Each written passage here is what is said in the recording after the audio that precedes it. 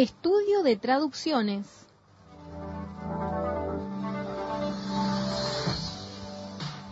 Estudiando las diferentes traducciones y analizando omisiones, errores y agregados.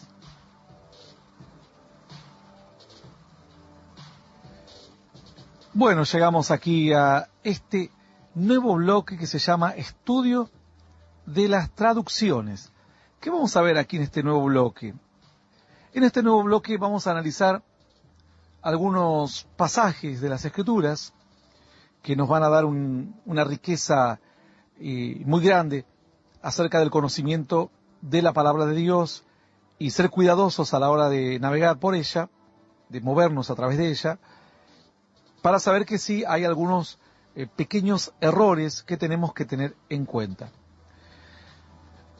Bueno, vamos primeramente, algunos de estos errores, ustedes pueden encontrarlos, muchas veces existen varias páginas que hablan acerca de ciertos errores en las traducciones. Nosotros estamos usando, como referencia, siempre usamos la Reina Valera, la Biblia Reina Valera 1960, y ciertos errores realmente son importantes de ver porque cambian un poco el sentido de la Escritura. Quiero llevarte en este momento a Mateo 5:22. Dice Mateo 5:22, por ejemplo: pero yo os digo que cualquiera que se enoje contra su hermano será culpado del juicio, y cualquiera que diga necio a su hermano será culpado ante el concilio, cualquiera que le diga fatuo será puesto en el infierno de fuego. La traducción más correcta, ¿qué es la parte que le falta a este texto? Si ustedes van a otras traducciones, y que sí provoca un cambio en el sentido de la Biblia, es que no habla de un enojo cualquiera. Por eso dice la gente, entonces yo me pequé porque me enojé. Pero y además esto va en contra de otro pasaje que dice, airaos pero no pequéis. Entonces, ¿cómo? En una parte dice que me puedo airar, o sea, enojarme, y acá dice que todo aquel que se enoja con su hermano. Entonces, ¿cómo es esto? La palabra más correcta que podríamos usar, y que en algunas traducciones antes se había puesto, es enojarse locamente, o enojarse, encolerizarse, o enojarse en forma desmedida. Hay algunas versiones que traducen la ira, por ejemplo, no es un enojo, habla de airarse, es una sensación de que es algo mucho más profundo que un simple enojo. Por ejemplo, el Nuevo Testamento Peshitta traduce encolerice. Entonces, vemos que el sentido aquí, la versión antigua Reina Valera decía locamente, enojarse locamente. Es decir, te podés enojar porque somos seres humanos y nos vamos a enojar. Pero a veces ciertos errores de traducción nos hacen desvirtuar. Por ejemplo, otra versión dice cualquiera que se enfurezca contra su hermano, es decir, no un enojo cualquiera, es mucho más que enojarse.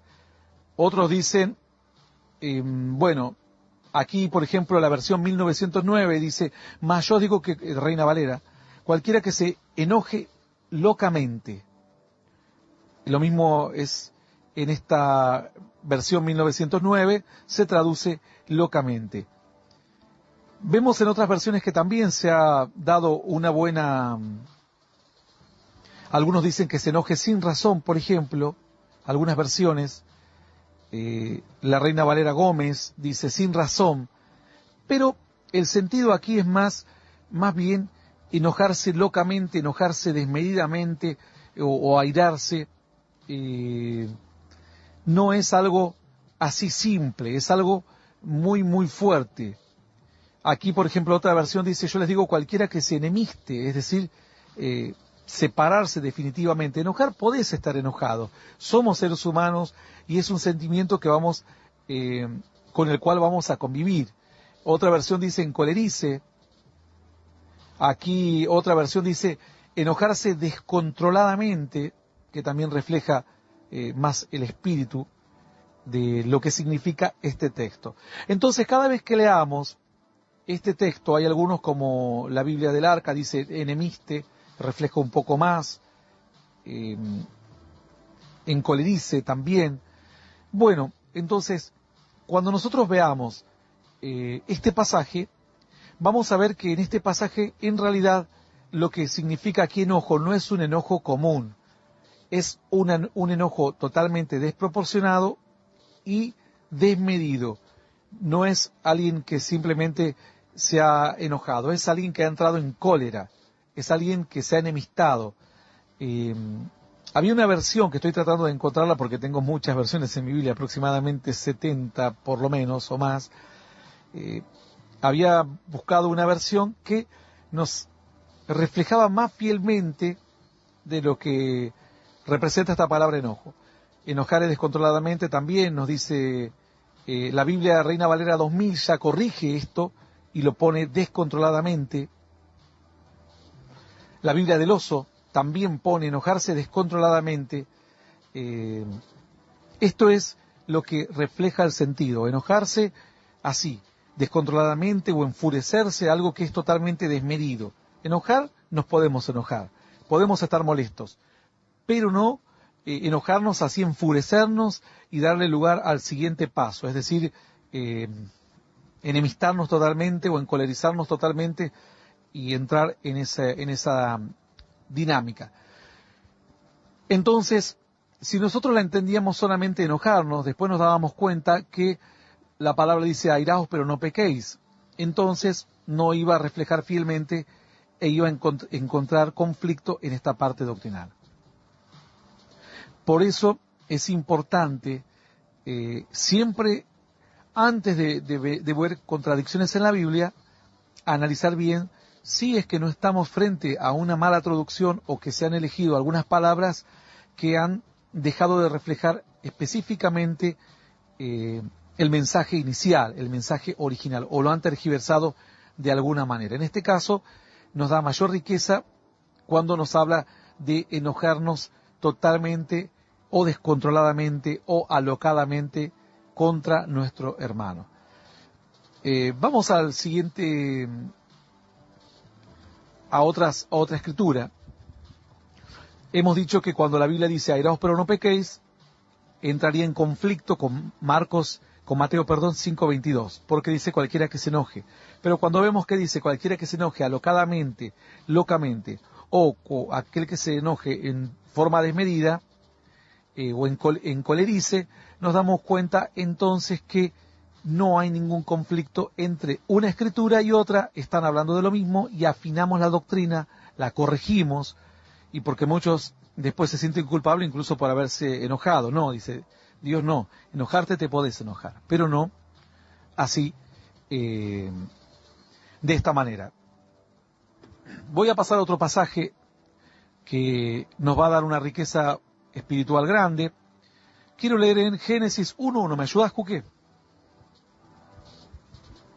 En el principio creó Dios los cielos y la tierra. Aquí hay un pequeño... esta traducción es un poquito extraña porque nos habla del principio de todo, entonces deberíamos ser cuidadosos a la hora de traducir. Originalmente, este principio, la palabra de Dios, creó Dios, es Elohim, que es un término que nos habla de algo plural, ¿no? Es como luego la Biblia dice, hagamos al hombre a nuestra imagen y semejanza. Pero ese Elohim está acompañado de otro término, que es Aleph Tab, que significa, son las primeras letras y la última letra del alfabeto. La traducción correcta aquí sería en el principio, creó Dios, o no podemos poner la palabra dioses, porque obviamente Dios es uno solo, y nos encontramos ante un gran conflicto, porque aun cuando no queremos poner la palabra dioses, tendríamos que haber dejado en todo caso Elohim, porque es para que la gente entienda. De hecho, hay muchas Biblias que han dejado la palabra Elohim. La Biblia textual, por ejemplo, en un principio creó Elohim los cielos y la tierra, dice. Entonces, esto nos llevaría a leer la Biblia y qué es lo que significa Elohim, y ahí empezaríamos a entender bien por qué Dios en casos se muestra como algo plural, mientras que en otra parte dice que tu Dios uno es. Entonces, Elohim significa Dios, dioses, ángeles, o personas divinas, o regidores, o jueces. Eso significa Elohim. También obviamente se traduce en el plural Dios, o como Dios, y así sucesivamente. La Biblia mesiánica, por ejemplo, pone en el principio Elohim, Aleph Atah, Aleph Tav, creó los cielos y la tierra. Es decir, Dios, primera y última letra del abecedario, sería la traducción. Y esto coincidiría con lo que dice en Apocalipsis: yo soy el alfa y el omega, el principio y el fin. Vuelve a hablar Dios, Jesús, cuando da la revelación, diciendo que es el primero y el último. Esto nos ayudaría a enriquecer nuestro conocimiento de la Escritura y nos ayudaría a ampliar un poco el panorama más de lo que ocurrió en la creación y cómo Dios, en algunos te ponen directamente una nota, cómo Dios desde el principio se va mostrando como aquel que creó los cielos y la tierra, y aquel Dios que es el primero y el último. Vamos a pasar a otro pasaje. Vamos a, si podés ayudarme. Sí. Hay un pasaje que llama mucho la atención, que quiero leerles.